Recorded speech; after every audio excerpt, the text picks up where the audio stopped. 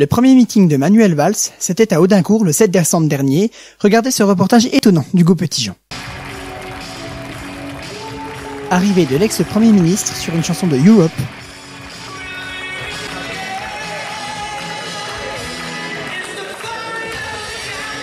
Le ministre serre quelques mains,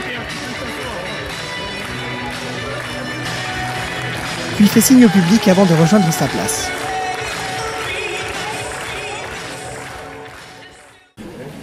Puis juste avant le début du discours, les journalistes sont gentiment priés de dégager la scène.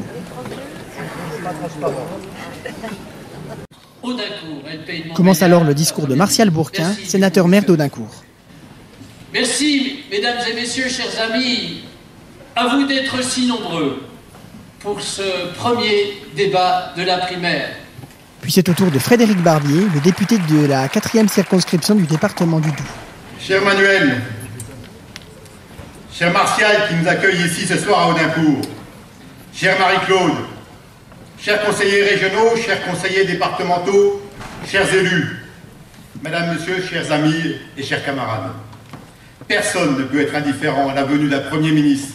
Vient ensuite le tour de l'ex-premier ministre, Manuel Valls, de prendre la parole.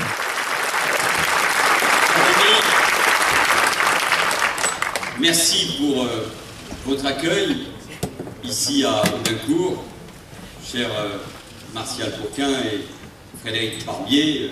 Je vous salue tous, bien sûr, tous les élus, tous ceux qui sont ici, dans ce département, dans cette ville, dans cette circonscription où je suis déjà venu à votre rencontre. Ma campagne débute. Le désormais candidat au présidentiel ironisera même sur les dires d'une auditrice d'une radio. Citoyens curieux, j'entendais une radio ce matin. On va venir voir le Valls.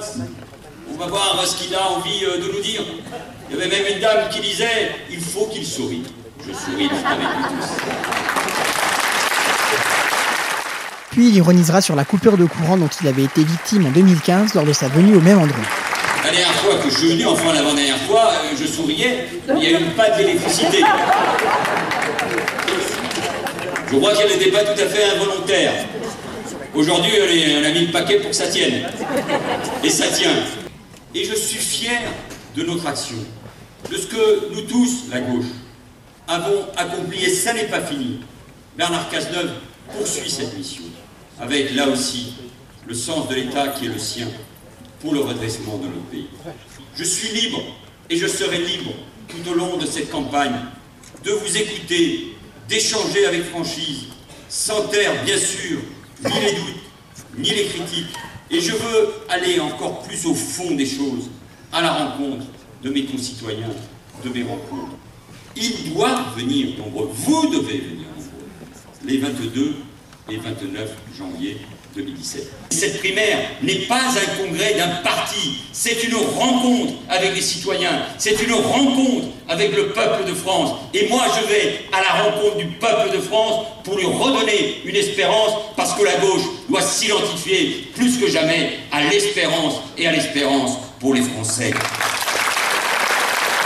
Applaudi plusieurs fois par le public dans la soirée, le but de Manuel Valls était de réunir le plus d'électeurs.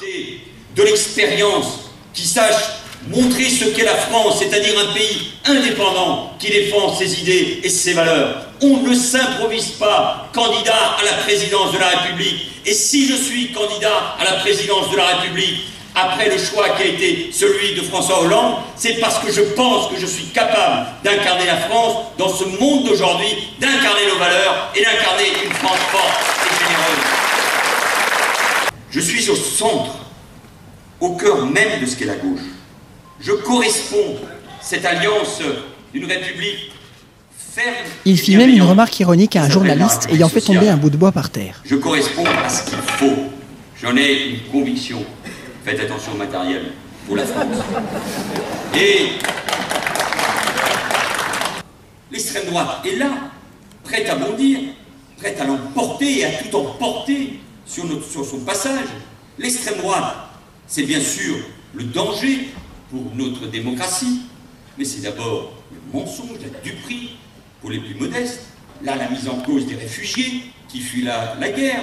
Là, la mise en cause de nos compatriotes musulmans. C'est d'abord la ruine des ouvriers, des retraités, des petits, des sans grades, ceux-là même que l'extrême droite, la main sur le cœur, traitant et des mensonges. Il aborde à quelques secondes le programme de la droite. C'est le démembrement de l'hôpital public, c'est la retraite à taux plein à 70 ans, c'est la baisse des allocations chômage, la suppression des emplois aidés, c'est-à-dire renvoyer des jeunes peu qualifiés, des chômeurs longue durée, des travailleurs handicapés au chômage. C'est ça le programme de la droite. Et quand on commence à comparer ce que nous avons accompli depuis 2012, ce que propose la droite, moi je demande, et pendant la primaire, et pendant la présidentielle... Va ensuite le moment de vanter les mérites de son parti. Développer notre industrie, c'est défendre nos emplois, c'est redonner sérénité, confiance en l'avenir, et donc dignité à nos ouvriers. Le travail, l'emploi, c'est encore et toujours ma grande priorité pour que nos jeunes trouvent leur place dans la société et pour que les seniors ne soient pas exclus. Démanteler nos services publics, supprimer 500 000 fonctionnaires, ça veut dire moins de policiers, moins de gendarmes, moins d'enseignants, moins d'infirmiers, comme le propose François Fillon, serait pas une erreur, c'est une faute très lourde. Nous avons besoin de nos policiers et de nos gendarmes, besoin aussi de nos enseignants, de nos personnels soignants, parce que nous savons aussi les inquiétudes qui existent dans l'hôpital, de tous nos agents qui, dans les territoires, font vivre nos services publics et nos politiques publiques, et à tous les fonctionnaires de France qui travaillent. Je leur dis que mon projet, c'est pas qu'ils travaillent plus pour gagner moins, c'est de préserver leur statut, c'est de leur dire qu'ils sont la colonne vertébrale de la nation, de la République, de la solidarité. Je veux que la gauche, au lieu de débattre seulement entre elles, de ressasser le passé, n'oublie jamais qu'elle est belle, qu'elle est grande, qu'elle est digne, quand elle parle à tous les Français, mais d'abord pour la République et pour la France. Manuel Valls termina son discours sur une Marseillaise que tout le public a chantée debout, comme vous pouvez le voir sur ces images.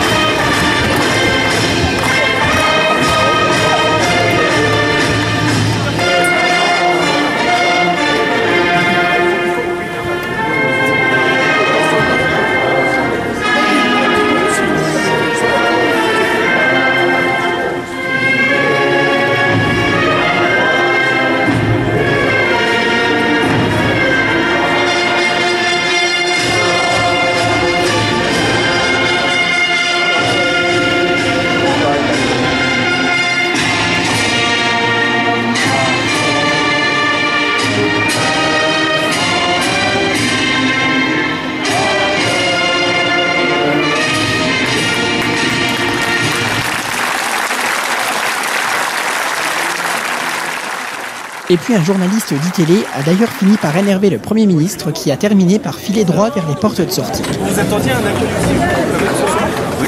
Ouais, là on a trouvé ça tiède, voire... Bah écoutez, c'est heureux. Parce que vous ne connaissez pas les gens d'ici. Parce que vous ne connaissez pas les gens d'ici. Vous vous y attendez. Mais...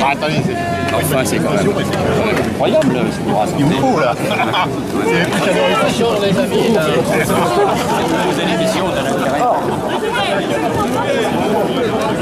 Je suis même passé malencontreusement dans l'émission Quotidien de Yann Barthès et Hugo Clément qui y avait consacré un sujet. d'Audincourt, Hugo Clément y est et il s'agit du premier meeting de Manuel Valls. Je crois qu'il rentre à Paris là, puisque le déplacement ici est terminé et le prochain meeting on n'a pas encore, en tout cas j'ai pas encore l'info. On va essayer d'attraper le service com pour l'entendre. Un petit journal là. Et on doit nous donner des renseignements aussi sur le monsieur qui s'est énervé tout à l'heure, savoir si c'est... Hugo Clément s'est d'ailleurs fait agresser par un Audincourtois en colère. Donc il n'y a aucun moment où Oula. Wow. Dis-lui qu'on est en direct. Même pendant l'hymne national, il continue sa merde. Pauvre type, enculé. Le journaliste a su garder son calme et nous le soutenons.